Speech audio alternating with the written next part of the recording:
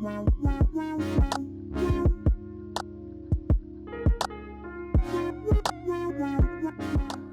can hear my music in the background, so I'm gonna get copyrighted because I'm not gonna walk all the way in there to turn it off. What's up, y'all? I haven't recorded in weeks besides my like 4-minute alcohol haul, which was like so stupid. I just asked Lauren if I should do that, and she was like, yeah, because what else is there to do? Life has been so weird, as you already know, with like COVID and then the social issues going on in the world. Don't attack me because I've done a lot of things in my personal time, my personal life, dealing with, helping, etc. So I just don't want to touch that here. How we talk about my mental health all the time, and I just am trying to figure out, how do people, should I just shut this? How do people just live every day and like they're not like waiting for it? I feel like every day I'm like, I have this unrest, or I'm unsettled, or I'm anxious, which like I know that part of that is having like disorders and issues, like having a panic disorder or an anxiety disorder, having depression. I understand that that like contributes to my general feeling of unrest and like nerves, but I feel like I'm always anticipating something, or I'm always waiting for something, or I'm always trying to, like, I can't just be.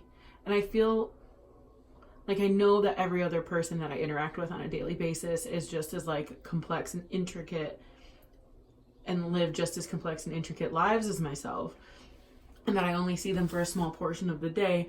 I only hear or know what they decide to talk about, or what they choose to express.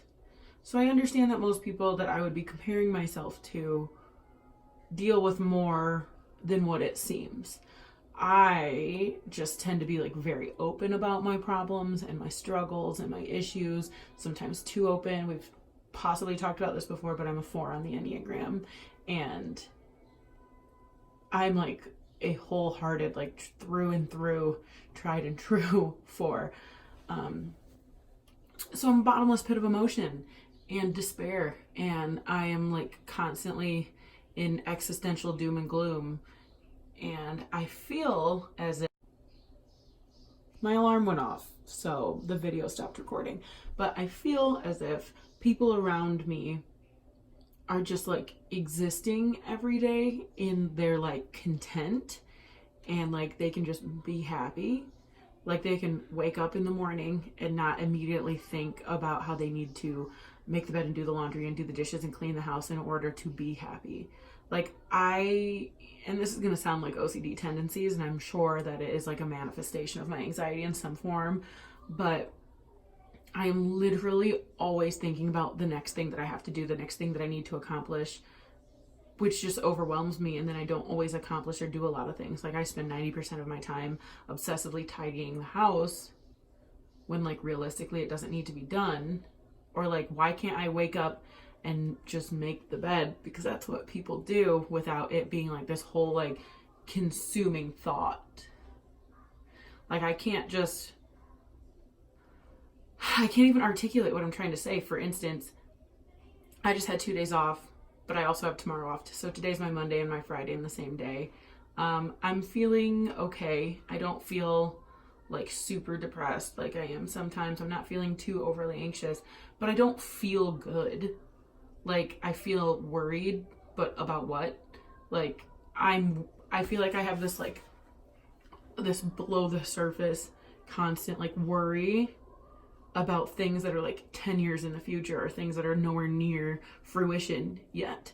Like I am never just calm, and like it's gonna make me emotional talking about this. So this like awesome conversation that I'm having with my phone in the mirror is going to come to like a halt, because I very rarely can articulate my feelings surrounding my existential dread. And I don't feel like I'm even getting anywhere or that this makes any sense. But like, I'm never just chilling. Like, I'm just calm and content and happy because I'm always concerned or worried or feel like I'm failing in somehow, some way. I'm always embarrassed. I'm just always dealing with some kind of negative emotion, and I can't even identify my positive emotions. So, if you were wondering the extent of my mental health problems, there's like 1/80th of them.